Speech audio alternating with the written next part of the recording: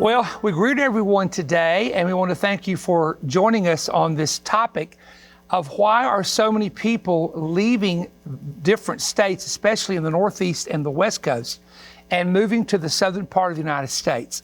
The map is beginning to change. I looked this up on the internet to get some statistics. In 2019, 650,000 people left California. In 2020, 135,600 people left. Now, when you have a state with millions of people, that may not sound like a lot of people, but it is when you begin to think about what I'm going to share with you. In New York, 70,000 people left the city in 2020, bringing a $34 billion loss in income. And New York, before COVID, had 2,600 people leaving every week. Seattle had 69,423 people move out. And of course, they had 43,000 people move in, so that sort of balanced out. But there was still a negative of over somewhere in the neighborhood of over 20,000 people that had left. They're moving out of also the state of Illinois, especially the Chicago area, and also the state of New Jersey is one of the top states where people are leaving New Jersey. Now, is it because that there are bad people in these states? No. In every one of the states I have just listed, there are people who are believers. There are some great churches in these states. However, something is going on. And so what is it? Well, on the West Coast, the people on the West Coast are moving to Nevada, Arizona, Wyoming, and also a lot of people are moving to Texas.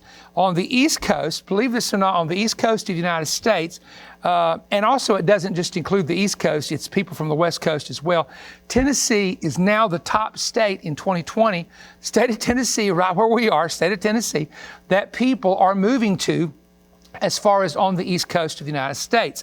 Florida is also a huge area where people are going to because of the weather. The weather stays warm there. That's why in the state of Florida, in the month of December, January, February, March, they have what's called the snowbirds. They have a house in Michigan or New Jersey, New York, or Ohio, but they go south for the winter where they stay. And these, of course, are retired individuals. But in the state of Tennessee, for example, you have the Tri-Cities, Cooksville, Clarksville, Cleveland, my hometown, and also Maryville. And what is really interesting, as I just found this out, that, well, I'll tell you that in a minute. I'll keep a little secret here for you. All right. Now, the difference between the South and the West and the Northeast. What is the difference between the West Coast, the Northeast, and also the South? Now, I'm going to give you 6 things that are causing people to go more south as far as moving into the South than they are remaining on the West Coast or in the northeastern part of the United States. Number 1 is lower taxes. In many of these states, the tax is so high that it's killing the major cities, and it's making people leave because property tax, house tax, tax on the car. Tennessee, for example, does not have a state tax. We have a high sales tax of 10%, but not a state tax. So that's an advantage. Number 2, lower land prices.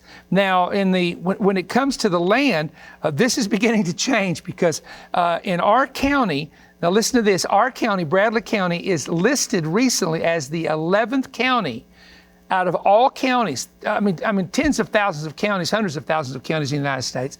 It's number 11 for people moving here. And what has happened is the prices on the homes and the prices on the land has gone up because they will put a house on the market, and within 48 hours, you will have 10 to 15 people. And they are from a lot of times the West Coast, the North Central, Northeastern United States, who are wanting to buy land where there is farming land, where they can get out of the city. And of course, some of these are people retiring, of course, but the land prices are lower.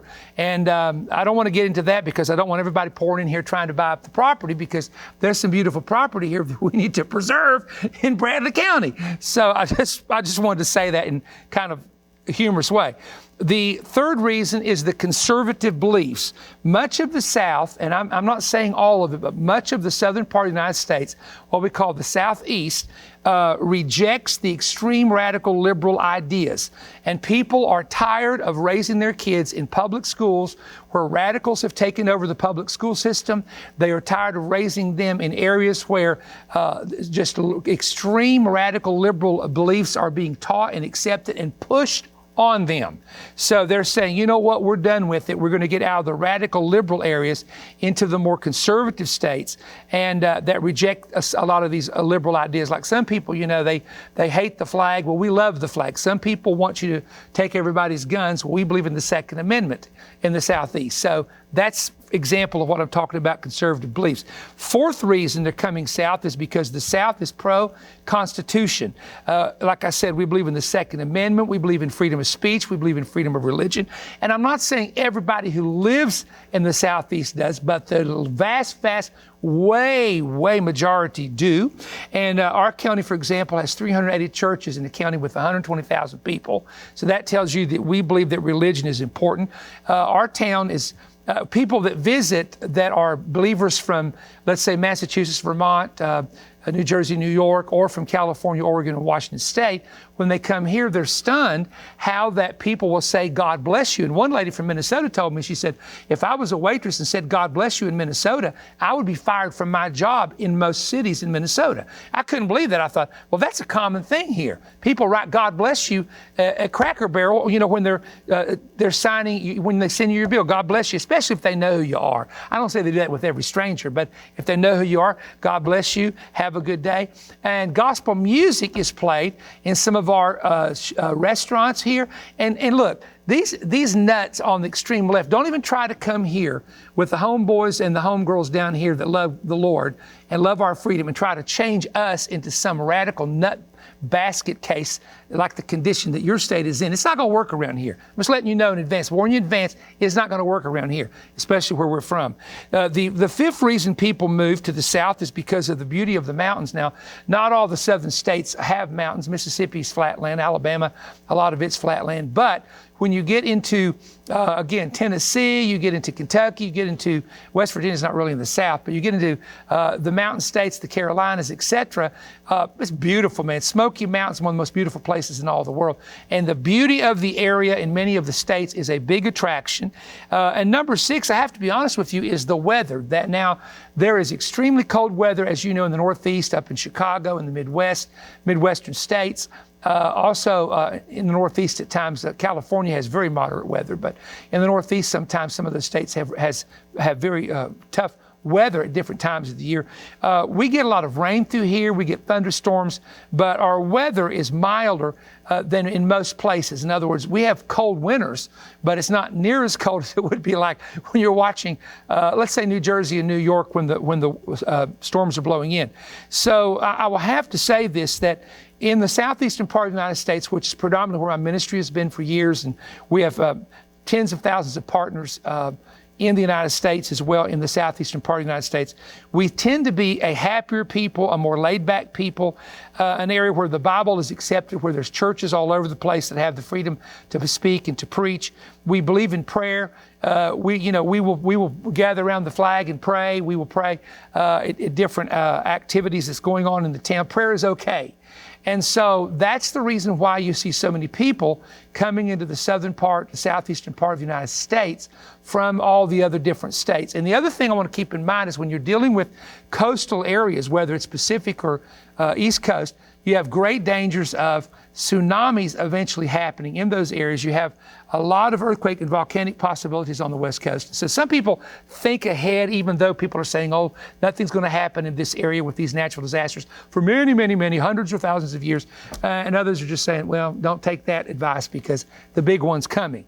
And so because of those things as well, there are people that are readjusting and relocating to different parts of the country. And I would say to you, just like God told Lot, get out of Sodom and Gomorrah, trouble's coming, and he went to a smaller city and survived with his 2 daughters. There may be a time that the Lord speaks to people about making a change of where they're living, and that has to be up to you and working out your own salvation with fear and trembling and following the direction that you feel in your spirit, etc. And also because of job losses or job gains in certain places. I know our county, one of the things that's happening here is we're a right-to-work state and a right to fire state, meaning that if you want to let somebody go, you can do it without having some kind of big reason for it. It's just your choice as a business person. And because of those freedoms, a lot of very multi-billion-dollar companies have come here. Amazon has a huge headquarters in our town. Valker, which is a German plant that makes solar panels, They're right up the road, just a few miles from my office here. You have Coca-Cola here, you have Peyton Food here, you have huge factories here, and it's because of the tax breaks that have been given to these companies, whereas other states want to bring you in and charge you tons of taxes, and the business people are saying, no, we're not going that way.